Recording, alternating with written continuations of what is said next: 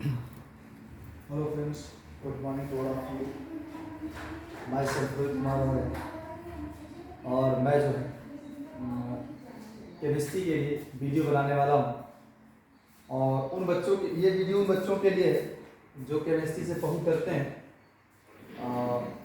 Chemistry का जो डर होता है बच्चों के मन में 9th और 10th क्लास से ही हो जाता है, जिसकी वजह से जो है वो केमिस्ट्री से बहुत डर जाते हैं और केमिस्ट्री की तरफ अट्रैक्ट नहीं होते। इस वजह से केमिस्ट्री उनके लिए हेटिंग सब्जेक्ट बन जाता है, घृणास्पद का विषय बन जाता है। तो मैं ऐसा नहीं चाहता। इस वजह से जो है मैं केमिस्ट्री को एक इजी वे में पढ़ाने का प्रयास करूंगा, जिससे कि आप केमिस्ट्री को इजीली समझ पाए और आपके मन में जो भ्रम है इसको लेकर के केमिस्ट्री बहुत टफ सब्जेक्ट है, ये दूर हो जाए। तो एक बार मेरे साथ आप केमिस्ट्री को स्टडी करें, हो सकता है आपके मन में जो भ्रम है केमिस्ट्री को लेकर वो दूर हो जाए। ठीक है, तो मैं जो है कक्षा 9 और 10 के बच्चों के लिए एक बेसिक केमिस्ट्री का वीडियो बना रहा हूँ। ठीक है, आप इसको स्टडी करें और अपने केमिस्ट्री को बेहतर बनाएं। देखिए, सबसे पहले आप जानिए कि केमिस्ट्री होता क्या है और इसमें क्या स्टडी करेंगे आप। केमिस्ट्री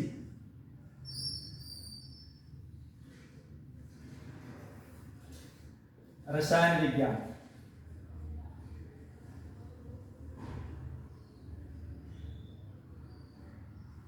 रसायन विज्ञान जान लीजिए। ये थोड़ा इनके फादर के विषय में जान लीजिए कि रसायन विज्ञान के पिता कौन है। फादर, जो रसायन विज्ञान है इसके फादर हैं लेवासिए।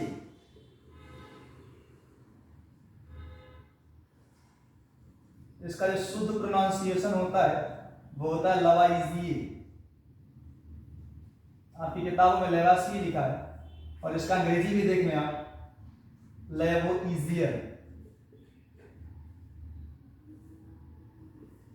ये केमिस्ट्री के फादर है। ठीक है, और आप जो है केमिस्ट्री में किसके बारे में पढ़ेंगे वो जान लीजिए। केमिस्ट्री में आपके पढ़ने का जो है बेसिक सा वर्ड क्या होगा, किसके बारे में? पदार्थ के विषय में।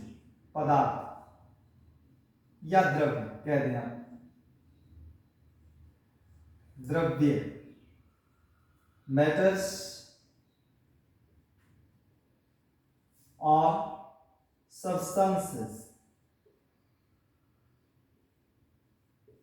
आप जो है पदार्थ या द्रव्य के विषय में पढ़ेंगे। आप पदार्थ की गुण के विषय में, पदार्थ की संरचना के विषय में, स्ट्रक्चर कैसी होती है, उनकी प्रॉपर्टीज क्या होते हैं, संगठन के विषय में, उसका कंपोजिशन क्या है, किन किन तत्वों से बना है।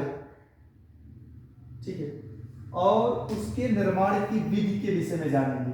किसके? पदार्थ के गुण के विषय में, संरचना के विषय में, संगठन के विषय में, उसको बनाने की विधि के बारे में पढ़ेंगे आप केमिस्ट्री में।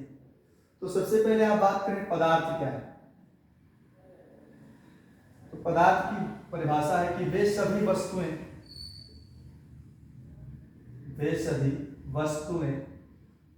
आप लिख लीजिएगा इसको, जिनका, ऐसा लिखे, जिनमें भार होता है, जिनमें भार या द्रव्यमान होता है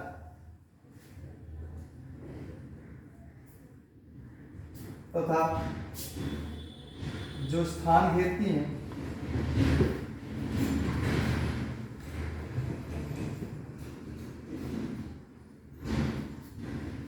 क्या कहलाते हैं? पदार्थ या द्रव्य कहलाते हैं। उन सभी वस्तुओं को पदार्थ या द्रव्य कहा जाता है जिनमें भार होता है और जो स्थान घेरती हैं। तो इस वर्ड को आप ना लिख के ऐसा लिख सकते हैं, ये जान लीजिए कि किसी पदार्थ द्वारा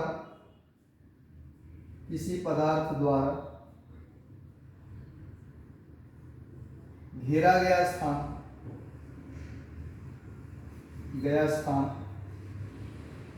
उसका आयतन कहलाता है। उसका आयतन कहलाता है। तो इस प्रकार आप इस परिभाषा को थोड़ा सा अलग तरीके से लिखते हैं, मॉडर्न तरीके से भी लिख सकते हैं। क्या लिखेंगे मॉडर्न तरीके में कि वे सभी वस्तुएं जिनमें भार होता है तथा जिनका आयतन होता है क्या कहलाती हैं? पदार्थ कहलाते हैं, कहलाती हैं, जो भी कहें आप। मैं बात कर रहा हूं कि पदार्थ का कंपोजिशन बात करें, पदार्थ किससे बना होता है, ठीक है। मैं बात कर रहा हूं पदार्थ के कंपोजिशन के विषय में, संगठन के विषय में। इसके बाद बात करूंगा पदार्थ की अवस्था के विषय में। हालांकि थोड़ी बहुत जानते हैं आप लोग, सब कुछ जानते हैं कि पदार्थ की 3 अवस्थाएं होती है सामान्य केस में, ठोस, द्रव और गैस। लेकिन मैं अभी बात कर रहा हूं पदार्थ का संगठन। जो पदार्थ होता है वो छोटे छोटे कणों से मिलकर बना होता है, छोटे छोटे कणों से मिलकर बना होता है, जिन्हें जानते हैं, जिन्हें अणु या परमाणु कहें, ज्यादा बढ़िया वर्ड परमाणु कहा जाता है या कहा जा सकता है। जिन छोटे छोटे कणों से मिलकर बना होता है पदार्थ। शुरू में इन्हें अणु कहा गया था, लेकिन बाद में पता चला कि जो अणु है वो भी परमाणु से बना होता है। तो आप ये कहें कि पदार्थ जिन छोटे छोटे कणों से मिलकर बना होता है वो क्या होते हैं? परमाणु। बहुत छोटे कण होते हैं, सूक्ष्म करके हैं आप, सूक्ष्म कह रहे, बेहतर वर्ड सूक्ष्म होगा। पदार्थ जो है सूक्ष्म कणों से मिलकर बना होता है, जिन्हें क्या कहा जाता है? आप सीधा कहें परमाणु। अभी हम परमाणु पर आएंगे कि परमाणु क्या होता है, परमाणु को कैसे पहचाने आप, अणु क्या होता है कैसे पहचाने आप। थोड़ा सा बात कर लेते हैं अणु और परमाणु की। वर्ड्स आ ही गए हैं तो हम बात करते हैं। देखो बहुत बार जो है अणु और परमाणु में अंतर आता है, तो बच्चे क्लियर नहीं कर पाते हैं कि अणु क्या है परमाणु क्या है।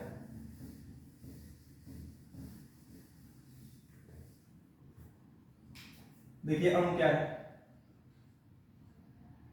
एक तरफ मैं अणु की बात करूंगा, एक तरफ मैं बात करूंगा परमाणु, मॉलिक्यूल्स के बारे में, और एक मैं बात करूंगा एटम्स के बारे में। आप इसको वीडियो को पॉज करके लिख लिया करें, ठीक। तो देखिए अणु की परिभाषा है कि पदार्थ का वह सूक्ष्मतम कण, फर्स्ट पॉइंट, वह सूक्ष्मतम कण, ये परिभाषा भी हो जाएगा और डिफरेंसेस भी आप साथ में देख लेंगे। पदार्थ का वह सूक्ष्मतम कण जो स्वतंत्र अवस्था में तो रह सकता है,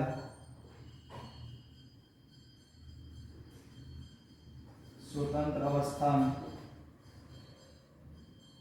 तो रह सकता है,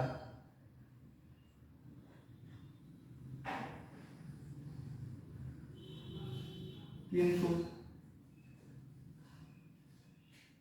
रासायनिक अभिक्रिया में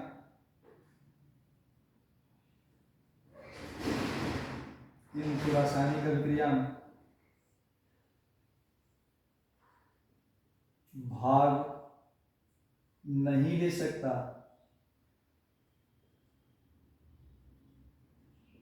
क्या कहलाता है? अणु कहलाता है, उसे अणु कहा जाता है। परमाणु क्या है? पदार्थ का वह सूक्ष्मतम कण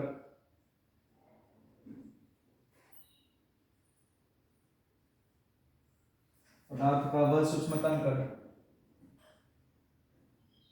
जो रासायनिक अभिक्रिया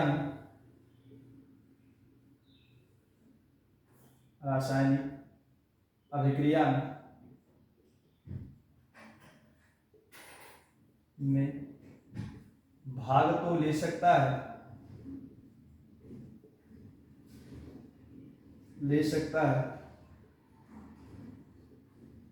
किंतु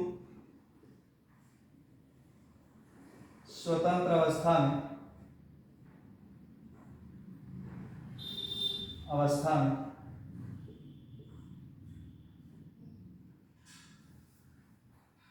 में नहीं रह सकता,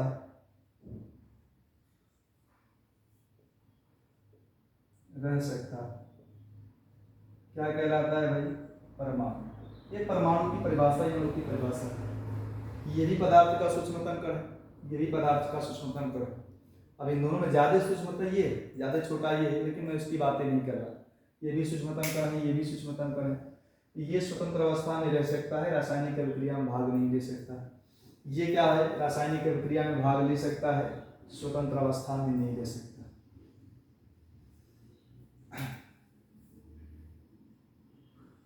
आप ऐसा कहें, जो अणु होता है, अणु परमाणुओं से मिलकर बना होता है।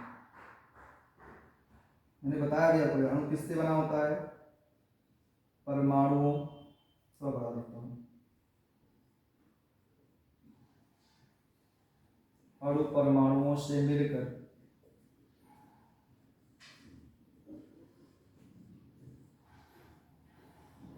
बना होता है।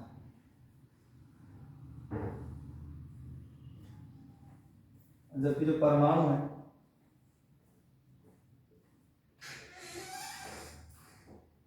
मूल कण होते हैं।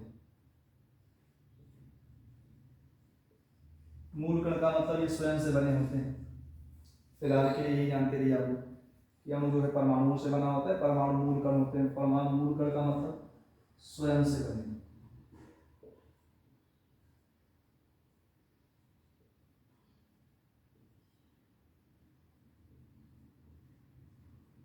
खुद से बने होते हैं। इनको कोई बनाता नहीं, खुद से बने। ये परिभाषा, ये तो डिफरेंसेस हैं। अब मान लीजिए आपको केमिस्ट्री में आप पढ़ने जा रहे हैं, आपको अणु परमाणु की परिभाषा थोड़ी पूछी जाएगी। आपको अणु पहचानना पड़ेगा, आपको परमाणु पहचानना पड़ेगा।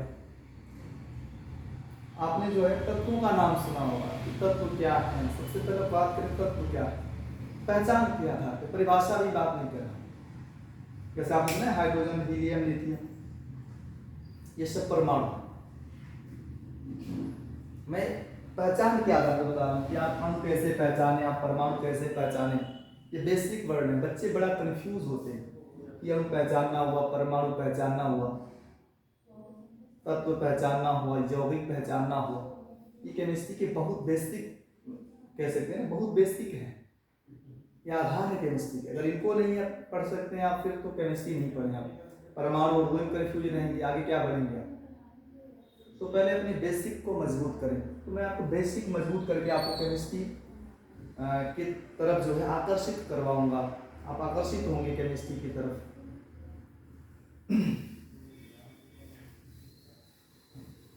देखिए, अगर मुझे परमाणु पहचानना हो, पहचान के दृष्टिकोण से बता रहा हूँ मैं, जो बता रहा हूँ, I am the basis of identification. मेरा मुख्य आधार जो है पहचानने का है, या पहचान लें, बेसिस ऑफ आइडेंटिफिकेशन।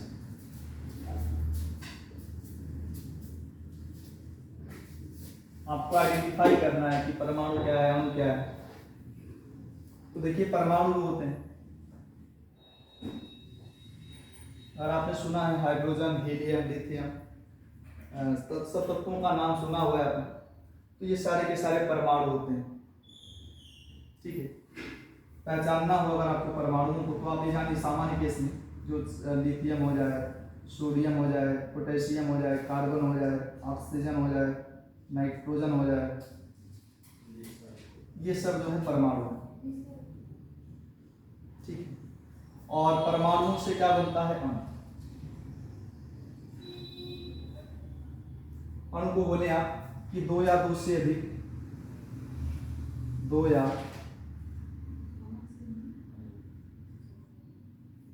दो से अधिक परमाणुओं का समूह, दो या दो से अधिक परमाणुओं का समूह, वो क्या कहलाता है? अणु। तो आप यही समझे कि परमाणु समझ लिए ना, कार्बन ऑक्सीजन नाइट्रोजन ये सब समझ लो, परमाणु है, तत्व है परमाणु। और परमाणुओं का जो समूह होता है वो अणु होता है। जैसे एग्जांपल देखें, जैसे H2 की बात करूं मैं, दो या दो से अधिक परमाणु रहें तो अणु कहलाएंगे। जैसे यहाँ पे 2H है, ये परमाणु होगा ना, अणु होगा, क्योंकि इसमें दो परमाणु हैं, H के दो परमाणु हैं। O2 में देखिए दो ऑक्सीजन परमाणु, आप देखें H2O में यहाँ पे क्या है, दो हाइड्रोजन परमाणु है और एक ऑक्सीजन परमाणु है, तो ये भी आपके अणु होंगे। और अगर मैं बात करूँ H2O2 की, तो आप यहाँ क्या देख सकते हैं कि दो H परमाणु है और दो O परमाणु है। तो आपने क्या लिखा परिभाषा कि दो या दो से अधिक परमाणुओं का समूह वो अणु होता है। तो परमाणुओं की संख्या दो या उससे अधिक होने पर आप उसे अणु कह सकते हैं, ठीक है। जैसे P4 हो जाए, और एक मैं बात करता हूँ H3PO4, इसमें परमाणु देखें आप, 3 H परमाणु है, एक P है, 4 ऑक्सीजन है, ठीक है। P4 है, S8 है, ये सब आपकी जो है परमाणु है, अणु है। जो अणु है उसको दो कैटेगरी में बांटा गया है तत्व में, इसको मॉलिक्यूल्स कहा जाता है, मॉलिक्यूल्स। यहाँ पे क्या ये एटम्स हैं,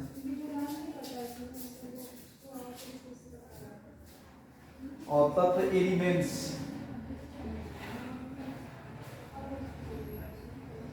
और मैं बात कर रहा यौगिक, कंपाउंड्स की बात कर रहा हूं।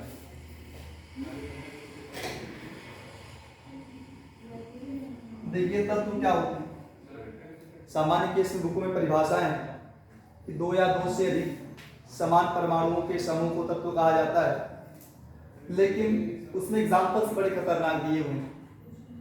आप यहाँ देखिए तत्व क्या होनी चाहिए, मैं क्या लिखता हूँ परिभाषा कि परमाणु, अगर कोई परमाणु है या समान परमाणुओं के समूह को तत्व कहा जाता है। परमाणु हो, कोई अकेला परमाणु हो या परमाणुओं का समूह हो, तो कैसे परमाणु वहां होने चाहिए, समान प्रकार के समूह को तत्व कहा जाता है।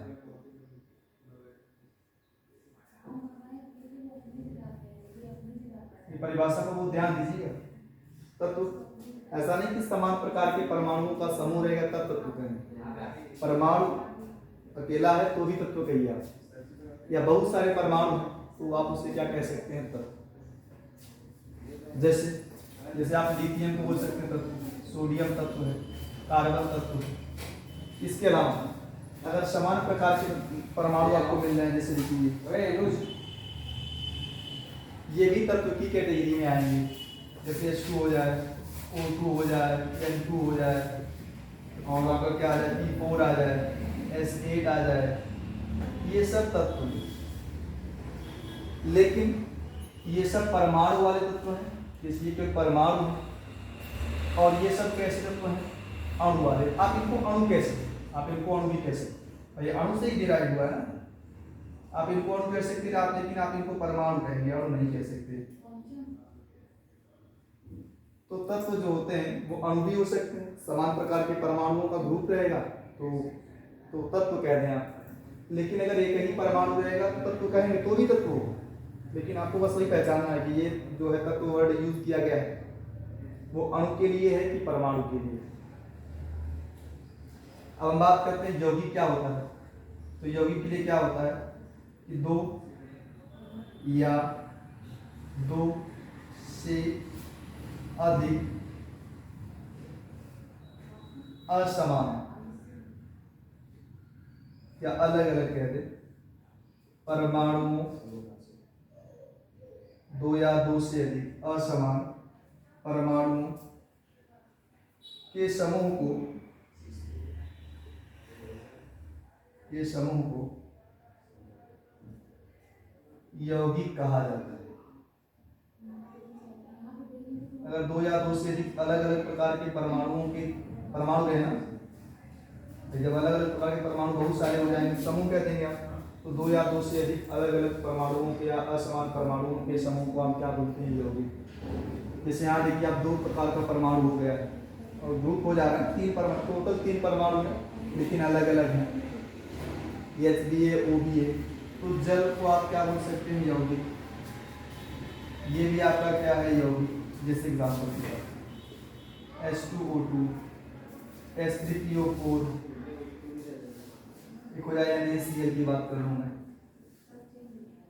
ठीक। या आप बात कर लें AlCl3 की बात कर लें। अगर अलग अलग प्रकार के परमाणु हैं, ठीक है, अगर अलग अलग प्रकार के परमाणुओं का समूह रहा तो यौगिक कह देंगे आप। समान प्रकार के परमाणुओं का समूह रहा क्या बोलेंगे, तत्व बोलेंगे आप।